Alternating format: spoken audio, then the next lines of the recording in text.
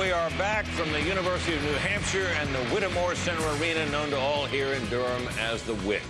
This round of questions is going to be based on a scenario which we think is quite plausible, that any of you as president might well end up facing. It concerns Iran, and these are the circumstances. Its nuclear program has continued to advance. UN weapons inspectors have now saying that it appears that Iran is on the verge of being able to produce and may even be producing nuclear weapons.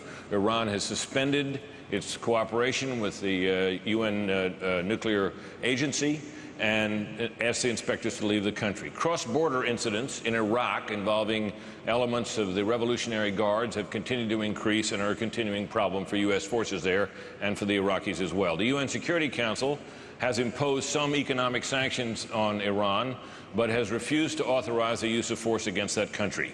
In addition, the threats by Iran's leader against Israel have become more pronounced and more extreme. What do you do? Congressman Paul. Well, one thing I would remember very clearly is the president doesn't have the authority to go to war. He goes to the Congress. So what do you do? He goes to the Congress and finds out if there's any threat to our national security.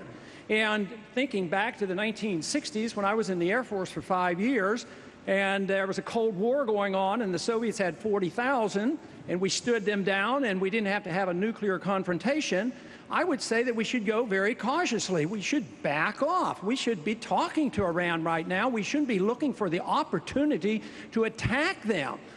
They are, at the present time, according to the AEIA, cooperating, and by the end of the year, they're supposed to be willing to reveal all that they are doing. So instead of looking for this scenario where it is inevitable that we have to attack, I think we ought to be talking about how do you get along with some people that are deadly, like the Soviets and the Chinese and the many others. We don't have to resort to war every single time there's a confrontation. They are not a threat to Israel. Israel has 200 or 300 nuclear missiles, and they can take care of themselves. So you shouldn't assume that we have to jump in and go to war, and we certainly shouldn't do it without the consent of the Congress. Thank you, sir. Thank you.